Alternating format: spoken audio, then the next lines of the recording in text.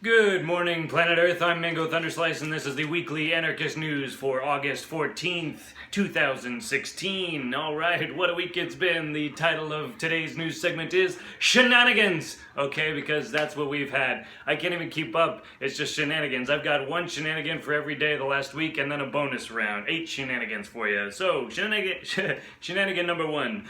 The Department of Justice stonewalls the FBI, blocks them, following revelations that the Clinton Foundation is just a giant money laundering scam, not a charity. The few remaining useful people at the FBI initiated a criminal probe looking into the matter. After the pathetic conclusion of the FBI email probe with Hillary Clinton's private email server, you would think it's okay for them to look at the Clinton Foundation. Comey's not going to do anything. Nobody's going to go to jail. But the Clinton appointee and head of the Department of Justice, Loretta Lynch, says the probe would be too political. Alright, so yeah, maybe she's right. I guess it's unfair to point out things like Tony Rodham, Hillary Clinton's brother, got the gold contract in Haiti while the Clintons basically pocketed all those millions of dollars that all the Americans and the people of the world sent in to help the people of Haiti after that earthquake. Yeah, so they pocketed the money and gave a gold contract to his brother, which hasn't contracts like that haven't been issued for over 50 years. It's very unfair to point out things like the sale of 20% of the U.S. uranium deposits to Russia for $145 million in donations to the Clinton Foundation. You know, it's just really unfair to point out the 181 corporate donors, or should I say customers, while Hillary Rodham Clinton ran the whorehouse State Department during her tenure. Shenanigans. Next shenanigan is Italy trying to ban vegan parents. Oh, goodness. A new law proposed by parliamentarian Elvira Savino criminalizes vegan parents, threatens 4 years in jail for feeding kids up to age 17 vegan diets. She says vegan diets are healthy is a rising belief in Italy, imagine that. Even though 1% of Italians are currently vegan, an additional 7% are vegetarian, while 1 in 3 kids in Italy are obese. Okay, yeah, we're definitely focusing on the real problem here, right? The Italian banking system is literally on the verge of total collapse, ready for a total shitstorm, and Italian bureaucrats are focusing on banning vegan parents. Shenanigans. Our next shenanigan is Trump's wild commentary. It never ends. At a rally, Trump said that gun owners are screwed if Hillary Rodham Clinton is elected and gets to appoint her justices to the Supreme Court of the United States. He said that Second Amendment supporters could do something, and the media says that that means that Trump wants somebody to assassinate Hillary Clinton. The Secret Service supposedly called, disturbed by this. But in all reality, the truth is that if Hillary is elected, the Second Amendment is done for, and gun owners are totally screwed. If she appoints more wild partisan gargoyles like Justice Ginsburg, it's not hard to play that one out. The Obama administration, next up is Trump said Obama is the founder of ISIS, and Hillary Clinton is the co-founder of ISIS. And of course the media explodes over this, but the Obama administration and Hillary Rodham Clinton during her tenure as Secretary of State did create ISIS, or indirectly, arming the Syrian rebels in 2013, coupled with their total destruction of the country of Libya, where basically all these radical terrorist, mercenaries basically picked up all these guns from Libya, all this money. The administration gave them more weapons and more money in 2013 as they tried to start this war before the American people told them to fuck themselves. Wonderfully so.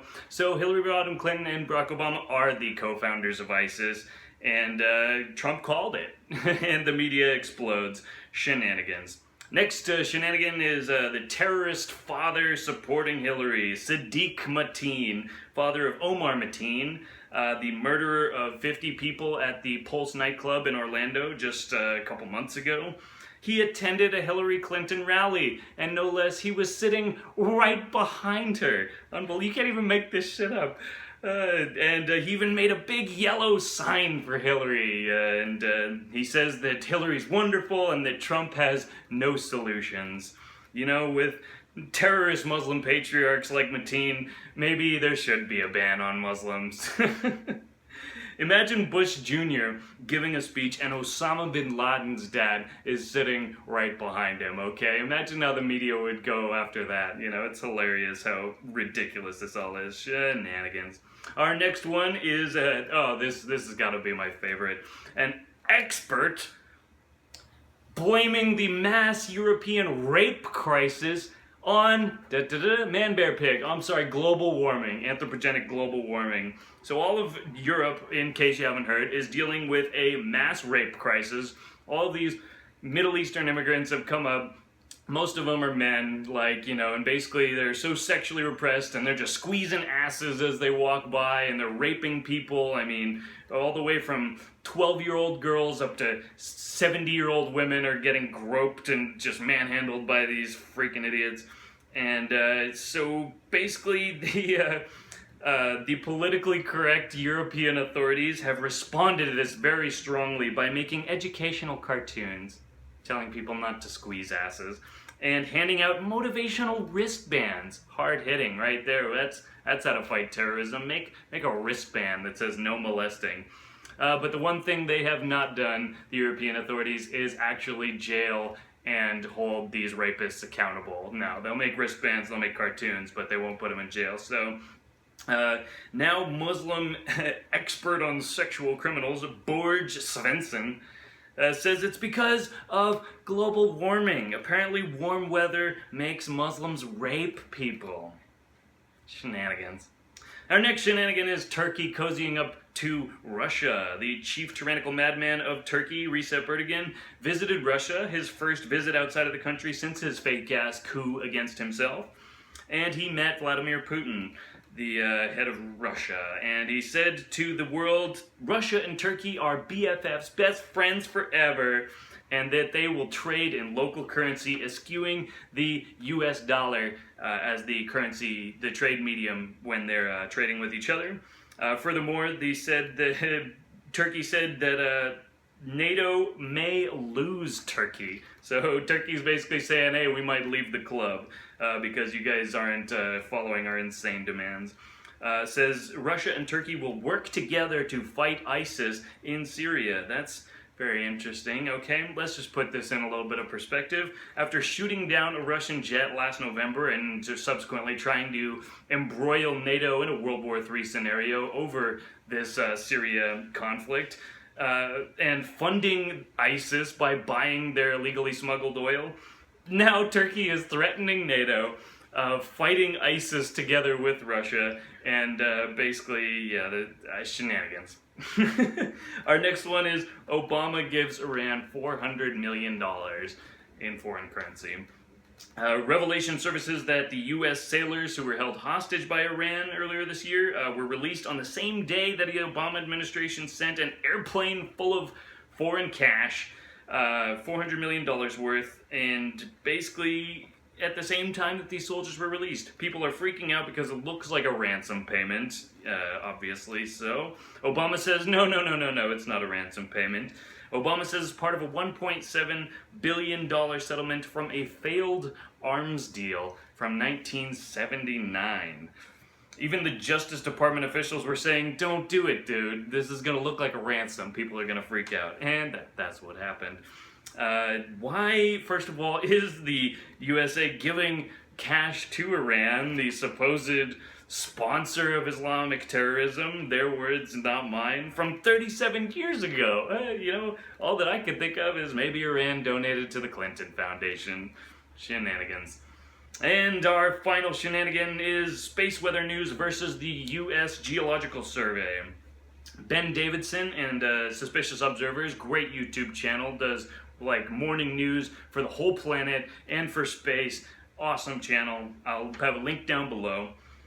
They basically track the solar, wind, and space weather every day, and by tracking the solar electromagnetic activity and earthquakes on planet Earth, basically the link has been proven between certain aspects of electromagnetic activity on the sun and the largest earthquakes, like magnitude 6, 7, 8. They line up perfectly in a vast majority of cases with these turning points in the electromagnetic cycle of the sun.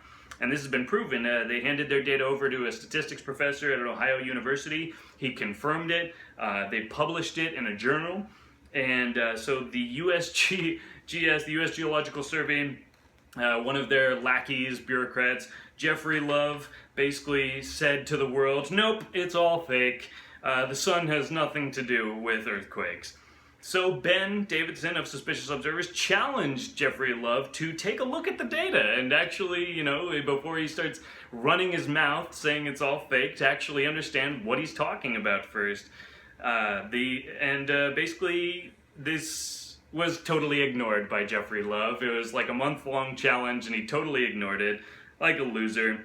And so now the future of science is literally emerging right before our eyes. Solar-triggered earthquakes are now proven, and we're moving into the stage where we can actually dial this in and start to predict where and when and how powerful an earthquake. It's incredible time to be alive. This is really, really fundamentally amazing information, understanding the link between the sun and earth, not just in terms of climate patterns, but volcanoes and earthquakes as well. Meanwhile, the $1 billion given to the USGS every year is just so Jeffrey Love can sit on his fat ass and say to everyone else that Ben and all the other suspicious observers have done nothing. And now a $1 billion agency is getting lapped by a YouTube channel. Shenanigans.